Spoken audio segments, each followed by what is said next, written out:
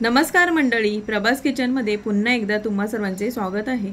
आज आपण भरपूर सुटसुटीत लेयर्स असलेली हलकी फुलकी कुरकुरीत खमंग कमी तेलकट अळूची वडी कशी बनवायची ते पाहणार आहोत।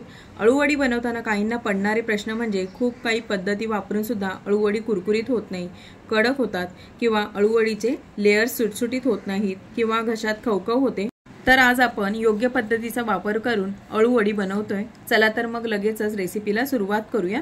पण त्याआधी आपला हा चॅनल सबस्क्राइब केला नसेल तर प्लीज सबस्क्राइब करा, म्हणजे प्रत्येक व्हिडिओच्या नोटिफिकेशन्स तुम्हाला मिळतील।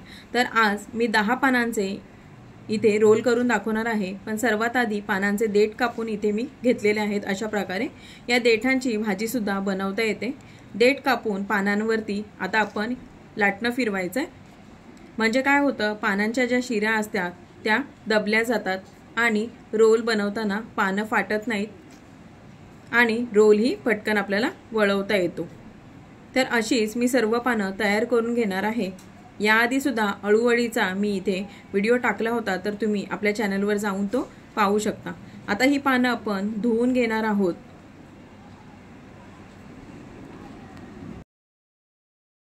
एखादं मोठं भांडं घ्यायचं किंवा मी इथे परात घेतलेली आहे, त्यामध्ये तांब्यावर आपल्याला पाणी घालायचं आहे।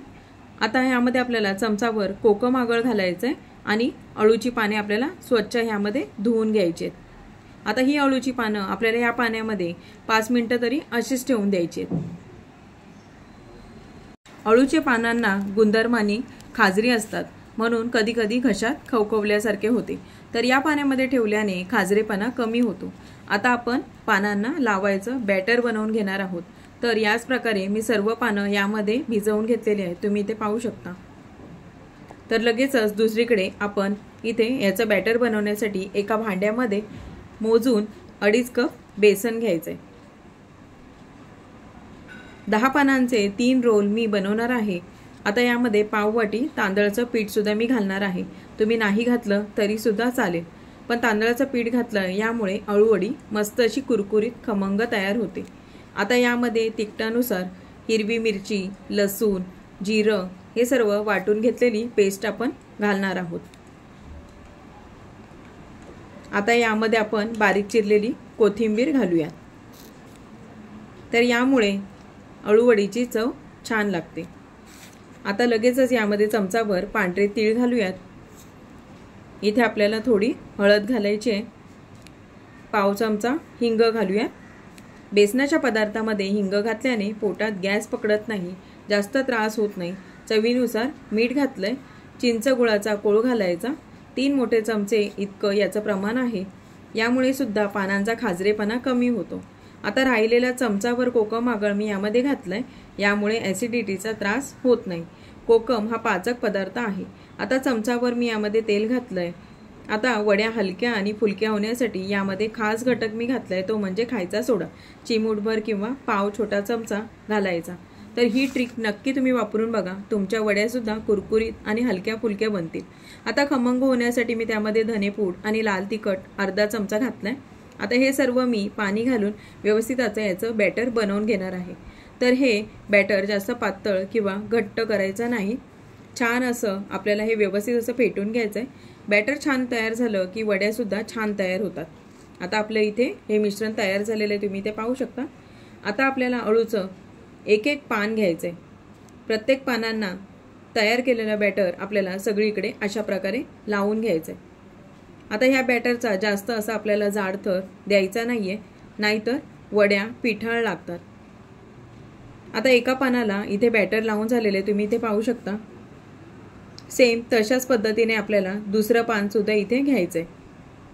दुसरं पान आपल्याला उलट्या दिशेने ठेवायचंय आणि याला सुद्धा आपल्याला बॅटर लावून घ्यायचंय।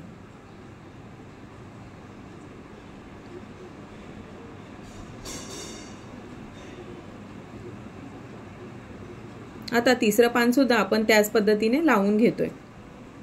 तर अशाच प्रकारे सर्व पानं मी अशीच तयार करून घेतलेली आहेत। पान जर लहान मोठे असतील तर सर्वात मोठं पान अगोदर ठेवायचं आणि बाकी सर्व उतरत्या क्रमाने लावायचे आहेत। तर या ठिकाणी मी 5 पानांना बॅटर लावून घेतलेलं आहे, तुम्ही इथे पाहिलंय। आता याची आपल्याला एक बाजू व्हिडिओमध्ये दाखवल्याप्रमाणे दुमडून घ्यायची आहे। नंतर याची दुसरी बाजू सुद्धा आपल्याला विरुद्ध दिशेने दुमडून घ्यायची आहे। तुम्ही इथे पाहू शकता दोन्ही बाजूला मी थोडं थोडं बॅटर इथे लावून घेतलेलं आहे, म्हणजे रोल छान चिकटून राहतो। आता दोन्ही कडा पकडून याचा आपल्याला रोल बनवायचा आहे। जास्त रोल आपल्याला इथे दाबायचा नाहीये। बरेचदा वड्यांचं पीठ आतून कच्चंच राहतं किंवा वड्या कच्च्याच राहतात। पुन्हा थोडंसं बॅटर आता आपण इथे लावून घेणार आहोत। तर तुम्ही इथे पाहू शकता मी इथे रोल बनवायला सुरुवात केली आहे। तर झटपट आपला इथे वड्यांचा रोल तयार मी करून घेतलेला आहे। वरतून थोडंसं पुन्हा एकदा मी बॅटर इथे लावून घेतलेलं आहे। तर अशाच प्रकारे मी सर्व पानांचे इथे रोल बनवून घेतलेले आहेत। तर आता इथे दुसरीकडे आपण एक चाळण घेतलेली आहे। चाळणीला थोडंसं तेलाचा हात लावून घ्यायचा किंवा तेल ग्रीस करून घ्यायचं, नाहीतर काय होतं जेव्हा आपण अळूवड्या शिजवून घेतो तेव्हा बरेचदा रोल चाळणीला चिकटून राहतो आणि काढताना तो फाटला जातो। आता सर्व रोल मी यामध्ये ठेवून घेतलेत। दुसरीकडे वड्यांचे रोल वाफवण्यासाठी मी भांड्यामध्ये पाणी गरम करून घेतलेले आहे। आता आपण यावरती चाळण ठेवून यावरती आपण झाकण ठेवणार आहोत। तर हे झाकण आपल्याला साधारण 15 मिनिटं फुल फ्लेमवरती वाफवण्यासाठी ठेवायचं आहे, किंवा तुम्ही कुकरमध्ये सुद्धा 3 शिट्या करून या वड्या वाफवू शकता। 15 मिनिटांनी आता इथे तुम्ही पाहू शकता मी झाकण काढून घेतलंय। तर वड्या वाफवून झालेल्या आहेत। वड्या शिजल्यात की नाही हे चेक करण्यासाठी यामध्ये टूथपिक सहज आत गेली की समजायचं वड्यांचे रोल आपले तयार झालेले आहेत। आता हे रोल आपण थंड करून घ्यायचे। तर या ठिकाणी वड्यांचे रोल पूर्णतः थंड झालेत। थंड झाल्यावरच आपल्याला वड्या कापून घ्यायच्यात, नाहीतर बॅटर सुरीला चिकटून वड्या नीट पडत नाहीत। आता ह्या रोलच्या हव्या त्या साईजमध्ये तुम्ही वड्या कापून घेऊ शकता। हव्या तेवढ्या वड्या कापून तुम्ही तळू शकता। जास्तीचा राहिलेला रोल तुम्ही डब्यामध्ये पॅक करून फ्रीजमध्ये सुद्धा ठेवू शकता आणि हवं तेव्हा तेलामध्ये तळून गरम गरम वड्या खाऊ शकता। आता इथे आपल्याला ह्या वड्या तळून घ्यायच्या आहेत। तर वड्या पॅनमध्ये तळण्यासाठी कमी तेलामध्ये आपण शॅलो फ्राय करू शकता, किंवा तुम्ही आवडीनुसार डीप फ्राय सुद्धा करू शकता। तेल चांगलं गरम करूनच वड्या तळायच्या। एक बाजू मीडियम फ्लेमवरती तळून नंतर पलटी करून दुसरी बाजू सुद्धा तळून घ्यायची। 2-2 वेळा आपल्याला अलटी पलटी करूनच या वड्या छान अशा खरपूस कुरकुरीत तळून घ्यायच्यात, म्हणजे मस्त अशा त्या कुरकुरीत होतात। तर इथे पाहू शकता पदर किती छान सुटलेले आहेत। तर अशाच वड्या कुरकुरीत होतात। यानंतर दुसरी बॅच सुद्धा मी इथे तळून घेणार आहे। तर इथे तुम्ही पाहू शकता आपली दुसरी बॅच सुद्धा अळूवड्यांची खमंग अशी कुरकुरीत तळून तयार झालेली आहे। मी एका प्लेटमध्ये काढून घेतले। तुम्ही सुद्धा आजच्या सर्व टिप्स फॉलो करून ही रेसिपी बनवून बघा। वड्या कशा झाल्यात हे कमेंटद्वारे मला नक्कीच कळवा।